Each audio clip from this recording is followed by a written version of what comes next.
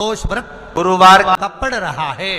प्रदोष काल का दीप, प्रदोष काल की आराधना, प्रदोष काल की साधना और प्रदोष काल में परमात्मा का लिया गया नाम हमारे करोड़ों करोड़ों करोड़ों करोड़ों पुण्य को प्रबल कर देता है और हमारे पाप को छिन्न बन सके, अगर बन सके जीवन में एक बार प्रयास करिएगा। अगर गुरुवार का प्रदोष पड़ जाए, कौन से वार का? गुरुवार का प्रदोष पड़ जाए, बृहस्पतिवार का यदि प्रदोष पड़ जाए तो प्रदोष के दिन प्रदोष काल में, प्रदोष के दिन प्रदोष काल में किसी शिवालय में जाएं, शंकर के मंदिर में जाएं, एक ही दिए के अंदर एक फूल बाती, कैसी बाती है? फूल बाती, और उसी दिए के अंदर एक लंबी बाती, दो बाती। कौन सी बाती हैं? जम के बोलो जरा। एक फूल बाती, एक लंबी बाती, दो बाती। एक ही दिए के अंदर फूल बाती, लंबी बाती दोनों रख लें। थोड़ा सा घृत की बातियां, तेल की बाती नहीं, घी की बाती रखें और दोनों बातियां उसमें रखकर 3 बेलपत्र भगवान शंकर के मंदिर में लेकर जाएं। दिए को भी प्रज्वलित नहीं करना है। पहली बेलपत्र नंदीश्वर की, जो ऊपर का भाग होता है जिसको हम शिव तत्व भाग कहते हैं, नंदी के पीठ पर एक भाग होता है जिसको शिव तत्व भाग कहा जाता है, वो नंदी की पीठ पर जो भाग है वहां पर एक बेलपत्र समर्पित करें। दूसरा बेलपत्र आप जो माता पार्वती जी का, जैसे ये शिवलिंग है और ये गोल भाग है, ये माता पार्वती जी का हस्तकमल है, तो माता पार्वती जी का जो हस्तकमल है, इस हस्तकमल पर कहीं पर भी एक बेलपत्र आप समर्पित कर दें। और तीसरे नंबर की जो बेलपत्र है, तीसरे नंबर की जो बेलपत्र है वो भगवान शंकर पर समर्पित कर दें। जो दिया आप लेकर गए हो मंदिर में, उसी दिए को नंदी और महादेव इन दोनों को दर्शन कराते हुए अगर मंदिर के अंदर लगाने दें दिया तो ठीक है, ना लगाने दें तो दीप को बीच में बस स्पर्श कराकर भले बाहर जाकर लगा दो, पर प्रयास करो वो दीप, वैसे तो बीच में नंदी और शिव के मध्य में वो दिया स्पर्श होना चाहिए। जैसे ये नंदी है और ये शिव है, तो इसके मध्य में दीप स्पर्श कर ले, भले उसको जलाने ना दे, पर स्पर्श मात्र कर कर अगर आपने एकांत में कहीं पर भी ले जाकर लगा दिया, उस दीप को जला दिया, तो गया हुआ कितना भी करोड़ रुपया हो वो धीरे धीरे कर कर गया हुआ धन हमारा वापिस आता ही है। कोई खाकर भी बैठ गया तो देगा जरूर, वो धन आएगा जरूर, कैसे भी आएगा, पर अपनी संपदा वापस। शिव तत्व की प्राप्ति हो। भगवान दिल से जब बाबा से कहेंगे, अपने मन से जब भगवान को प्रार्थना करेंगे, अपने हृदय से जब शिव को पुकारेंगे, क्यों ना मिलेगा? गया हुआ धन केवल चौखट पर स्पर्श मात्र करा था पारो के पुत्र ने, और स्पर्श मात्र करने से उसका पूरा की पूरा किस्मत बाबा ने बदल दिया, उसका भाग्य। गुरुवार की प्रदोष पड़ती है तो शिव गंगा के स्थल पर निवास करते हैं। गुरुवार की प्रदोष शत्रुओं का नाश करती है। एक दिन शाम का समय, प्रदोष का दिन, प्रदोष का दिन, प्रदोष काल, शाम का समय, भगवान देव अधिदेव महादेव मां जगतजननी पार्वती जी के साथ में भ्रमण पर निकले। देखिए, अगर प्रदोष का व्रत नहीं कर सकते, प्रदोष के दिन आप व्रत नहीं कर सकते, मान लो आपसे भूखा नहीं रहा जाए, प्रदोष का व्रत नहीं कर सकते, प्रदोष के दिन आप भूखे नहीं रह सकते, मंदिर भी नहीं जा सकते, दिया भी नहीं लगा सकते,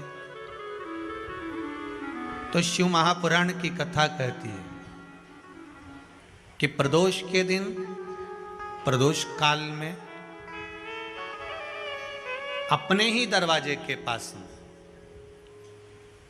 देवाधिदेव महादेव का स्मरण कर कर लक्ष्मी की वृद्धि के लिए, कार्य सिद्धि के लिए, संपदा को प्राप्त करने के लिए आप अपने ही दरवाजे के पास में एक दीप लगा सकते हो। कौन से दिन? प्रदोष के दिन।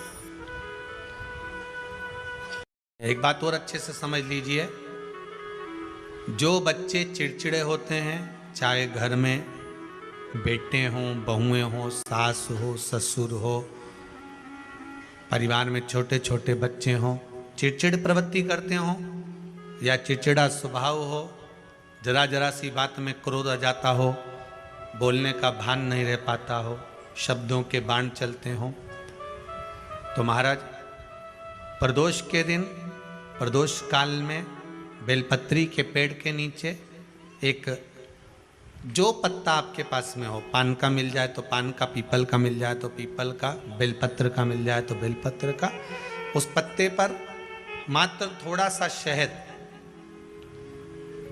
और 7 दाने चावल के रखकर घी का दिया लगा दो महाराज, और थोड़ा सा जल हाथ की अंजलि में लेकर भगवान देवाधिदेव महादेव का स्मरण कर कर कि इस बेलपत्री के वृक्ष के नीचे माता लक्ष्मी, पार्वती, सरस्वती विराजमान है।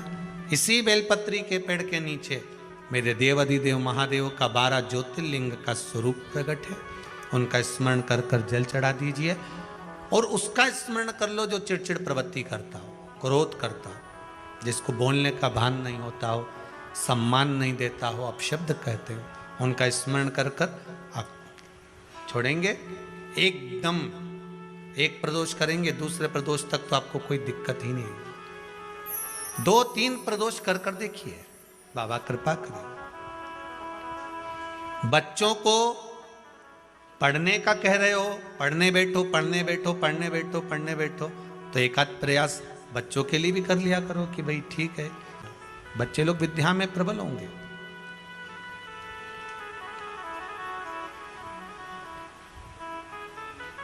शिव उपासना का जो फल है वह 1000 गुना।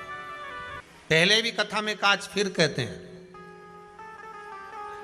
शिव मंदिर में जल बाद में चढ़ाना, शंकर के मंदिर में जाकर पंचामृत स्नान बाद में कराना, शंकर जी के मंदिर में जाकर पूजन बाद में करना, पहले थाली एक और रखकर शिव मंदिर में झाड़ू, पोछा या जो बेलपत्री, निर्माल्य जो भी रखा हो, उतरा हुआ सामान, उसको भरकर कहीं एक और जहाँ मंदिर वाले रखते हों वहाँ ले जाकर रख दो। झाड़ू पोछा एक बार जरूर। पूजन करने से पहले सबसे पहले सफाई का ध्यान रखो और एक विश्वास रखना, आप मंदिर की सफाई नहीं कर रहे हो, फिर निवेदन करूंगा आपको, आप मंदिर की झाड़ू नहीं लगा रहे हो, आप मंदिर की सफाई नहीं कर रहे हो, आप मंदिर में पोछा नहीं लगा रहे हो। जितना हाथ आप मंदिर में फेर रहे हो सफाई के लिए, उतना आपके जीवन में जितना दुख है, जितनी तकलीफ है, जितना कष्ट है, जितनी बीमारी है, उस पर हाथ फेर रहे हो, मंदिर में नहीं फेर रहे हो।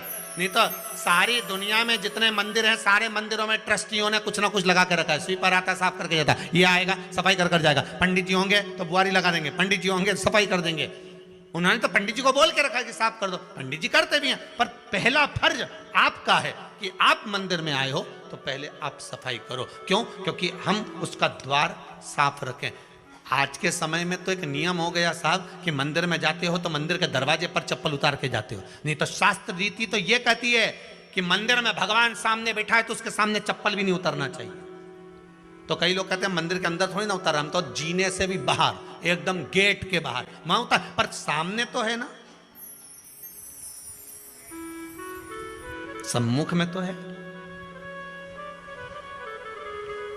तुम्हारे यहां अगर 4 लोग दिवाली मिलने आते हैं ना, तो तुमने चप्पल रखने का भी स्टैंड बनाकर रखा है, साइड में उतारिए, देहली पर मत उतार देना, थोड़ा साइड में उतारो। सामने से सब आते जाते रहते हैं, सामने उतारो, सम्मुख में क्यों उतार रहे हो?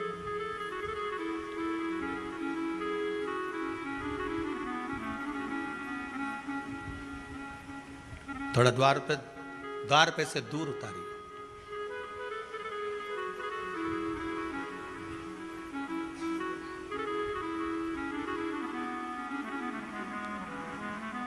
अभी तो कुबेरेश्वर धाम में काम चल रहा है, आप लोग जो दान दे रहे हो, आपके दिए हुए दान से निर्माण चल रहा है।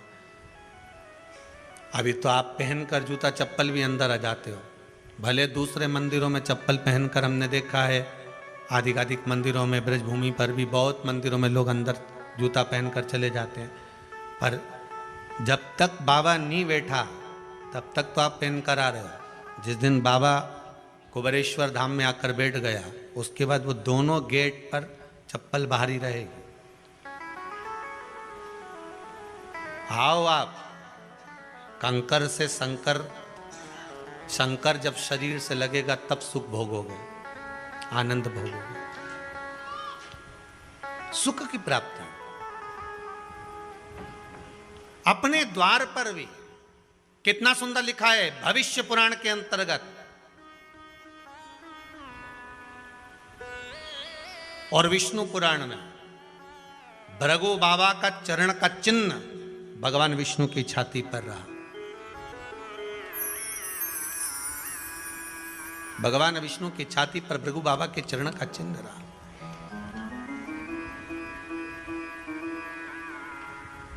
चरण का चिन्ह। अब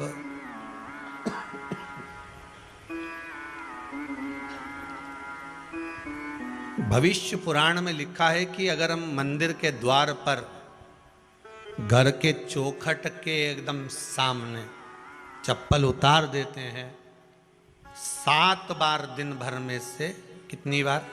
7 बार विष्णु पुराण कहती है ऐसा कोई दिन नहीं होता जिस दिन दरवाजे पर 7 बार लक्ष्मी आकर खड़ी नहीं होती हो। कल एक कथा कही थी आपको कि प्रत्येक मनुष्य के भाग्य में सुख लिखा है, केवल मंथन करना। भविष्य पुराण कहती है 7 बार लक्ष्मी प्रत्येक मनुष्य के दरवाजे पर जाकर खड़ी होती है, पर द्वार पर चप्पल पड़ी होने के कारणवश वो लौट कर चली जाती है। बहुत ध्यान दीजिएगा महाराज, थोड़ा सा आपको बुरा लगेगा, लग जाए, पर शिव पुराण है, जीवन संवार देगी तो अच्छी बात है, जीवन संवार दे तो अच्छी बात है। मंदिर के द्वार पर हम जब चप्पल छोड़ते हैं, जिस मंदिर की चौखट पर चप्पल छोड़ी है, आप जितनी देर आराधना में लगे रहते हैं उतनी देर तक आपकी चप्पल पर जितने लोग लांग कर जाते हैं, जितने लोग लांग कर प्रवेश करते हैं, उसका भी दुख आपके भाग्य में आता चले जाता है। ध्यान दीजिएगा जरा, चप्पल का भविष्य पुराण में पढ़िएगा कवि की पादुका का महत्व क्या है, पादुका किस ओर उतारना चाहिए, पादुका को कहाँ रखना चाहिए, किस जगह पर बुआरी झाड़ू को रखना चाहिए, किस जगह पर चलनी को रखना चाहिए, सुई उस सुई को जिस हाल में सब बैठते हैं उस हाल में क्यों रखा जाता है? सुई तो इतनी सी है, पर जिस हाल में सब बैठते हैं उस हाल में ना तो झाड़ू रखते हैं, उस हाल में ना चलनी रखते हैं। भैया क्यों नहीं रखते? कारण क्या है कि जिस हाल में सब बैठकर बात करें, आवक जावक की बात हो, व्यापार की बात हो, लक्ष्मी की बात हो, प्रेम स्नेह की बात हो, आपस में बैठकर सब चर्चा कर रहे हो, अगर वहां छलनी होगी, झाड़ू होगी, तो बैठे बैठे बात करने में विवाद चालू हो जाएगा। 15-20 मिनट तुमने बहुत प्रेम की बात करी, अच्छे से बात करी, पति पत्नी बहुत प्रेम की बात कर रहे थे, मालूम पड़े बात करते करते से कब झगड़ा उत्पन्न हो जाए तो समझ में नहीं आया। हमारी बहू को क्या हो जाता है, बैठे बैठे बात करते करते झगड़ा कर देती है, जरा सी बात में झगड़ा चालू हो जाता है। कारण क्या है? जिस हाल में तुम बैठ रहे हो, जिस कमरे में तुम बैठ रहे हो, जिस हाल के अंदर सब बैठकर चर्चा करते, बात करते, चित्त करते, आपस में बैठकर सब लोग एक दूसरे के बातचीत करने बैठे हैं, आय व्यय देखने बैठे हैं, दुकान व्यापार की बात करने बैठे हैं, उस जगह पर फिर झगड़े का क्रम कहां से आ गया? एक ना एक का मुंह क्यों फूल गया? कारण क्या था? कोई बात टेंशन क्यों आ रहा है? मतलब उस हाल में या तो चलनी रखी है या झाड़ू रखी है, भले तुमने सोफे के नीचे फंसा दियो, भले तुमने पीछे फंसा दियो, पर पड़ी जरूर है, रखी जरूर है, कहीं ना कहीं पड़ी होगी। क्यों कहते हैं कि जिस हाल में आप बैठ रहे हो, जहां पर आप संपदा की बात कर रहे हो, दौलत की बात कर रहे हो, व्यापार की बात कर रहे हो, व्यवसाय की बात कर रहे हो, उस हाल में अगर कहीं कैलेंडर टंगा हो, कोई सामान ऐसा रखा हो, कोई पर्दा ऐसा लगा हो, कोई चीज ऐसी लगी हो, तो उसमें एक सुई उसमें रख दीजिए। क्यों कहते हैं? हमारे यहां दूल्हा भी जाता है ना, तो उसका जो साफा बनता है या जूता उसको पहनाते हैं, उस तक में पिन टच करके भेज देते हैं। बोलो सही है कि गलत है? दूल्हा तोरण लगाने जा रहा है, दूल्हा तोरण देने जा रहा है, तो उसके जूते में भी पिन घुसेड़ कर भेजते हैं, पिन लगा कर भेजते हैं, उसके साफे में पिन लगा कर भेजते हैं। एक भले सुई नहीं लगाएंगे तो आल पिन लगा कर भेज देंगे। क्यों भेजते हैं? उसका कारण क्या? कि लक्ष्मी को लेने जा रहा है। संपदा लेने जा रहे, और जिसको वो ब्याह करने जा रहा है उसका संबंध सुई और धागे के संबंध जैसा हमेशा सिला हुआ होना चाहिए, उधेड़ा ना जाए, कैची जैसा कटा हुआ नहीं होना चाहिए। एक एक प्रमाण को जरा देखो तो। पर दुनिया के लोग कहते हैं साहब हमारे यहाँ तो सुख नहीं है, शांति नहीं। शांति तुमने भंग करी, कोई दूसरा भंग करा। चप्पल उतार दी दरवाजे पर, मंदिर के द्वार पर। हम तो यहाँ तक कहेंगे पशुपति व्रत करने जा रहे हो, पशुपति व्रत को धारण करने जा रहे हो, एक सोमवार मत पहनो चप्पल। जब मंदिर जा रहे हो तब दिन भर पहनो, मंदिर जाओ मत पहनो। कोई जरूरी है कि मंदिर पहनने चप्पल पहनना जरूरी है? मत पहनो। मंदिर के द्वार पर जहां भगवान विराजे हैं उसके द्वार पर अगर आपने चप्पल उतारी है आप तो अंदर चले गए। पर जितने लोग लांग रहे हैं उसका मालूम, उसका स्मरण कितना कितना गया। छाता, चप्पल, आसन, मांग का टीका, इसका भी वर्णन पहले कर चुके हैं कथाओं में, आप लोगों ने सुना होगा। छाते का भी वर्णन किया। किसी का छाता बारिश में तुम लेकर आ गए, पानी गिरने लगा, जी जी तुम्हारा छाता देना, छाता तो लेकर आ गए, पर जितने दिन तुम्हारे घर में रखा हुआ है उतना दिन तक हिसाब लगा कर रखना कि 15 दिन रखा तो तैयारी रख लेना। 15 दिन में कितने घंटे हुए, कितने घंटे कितने पल, उतना आपको दुख भोगना पड़ेगा। दूसरे का छाता आया, इसलिए कोई प्राण छोड़ता है, मरता है, तो उसके पद में यही सब चीजें देना पड़ती। क्या क्या बोलते जाओ, छाता, चप्पल, आसन, माला, सब देना पड़ता है। बोलो देते कि नहीं देते? तो क्यों देना पड़ता है छाता? क्या काम का कि छाता देना पड़ेगा? क्या व्यक्ति 24 घंटे क्या धूप में रहता था कि पानी में रहता था जो छाता देना पड़ेगा? चप्पल क्यों देना पड़ेगा? किस लिए देना पड़ेगा? उसका शास्त्र प्रमाण।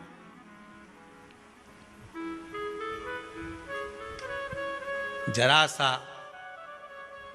राजा परीक्षित ने जरासंध के मुकुट को सिर पे पहन लिया था और बुद्धि बदल गई थी। शमीक बाबा के गले में मरा हुआ सर्प डाल दिया था। सही है कि गलत है? केवल मांग का टीका अर्थात सिर पर मुकुट बदला और काम हो गया। बहुत ध्यान देना पड़ता है महाराज, बहुत ध्यान देना पड़ता है।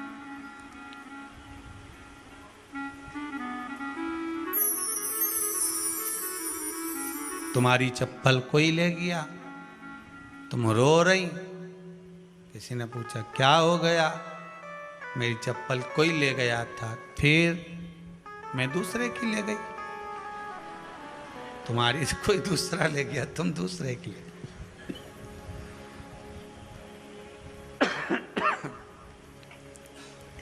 नहीं भाई,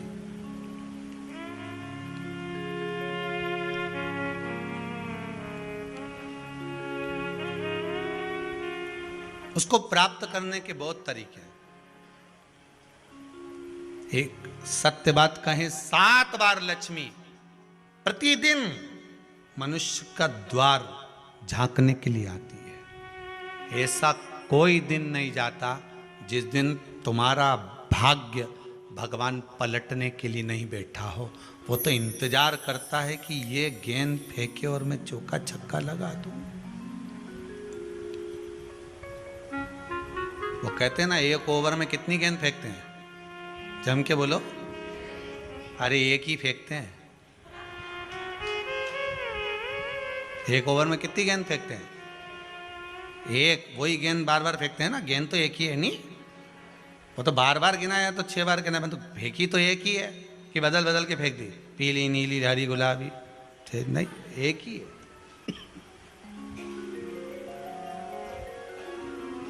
बदल बदल कर आया, गेंद एक ही थी, फिर फेंका कि ये तो वाइट निकल गई, फिर फेंकी, गेंद वही है, गिनती में 6 जा रही है। 1 साल निकल गया, 1 दिन निकल गया, फिर गेंद फेंकी। अरे साहब, एक भी रन नहीं बना, फिर फेंकी, अभी भी नहीं बना, फिर फेंकी, तो के बाउंड्री तक तो पहुंच गई है। अब की बार जो फेंकी तो के ऊपर से निकल गई, सीधे 6 पे पहुंच गई।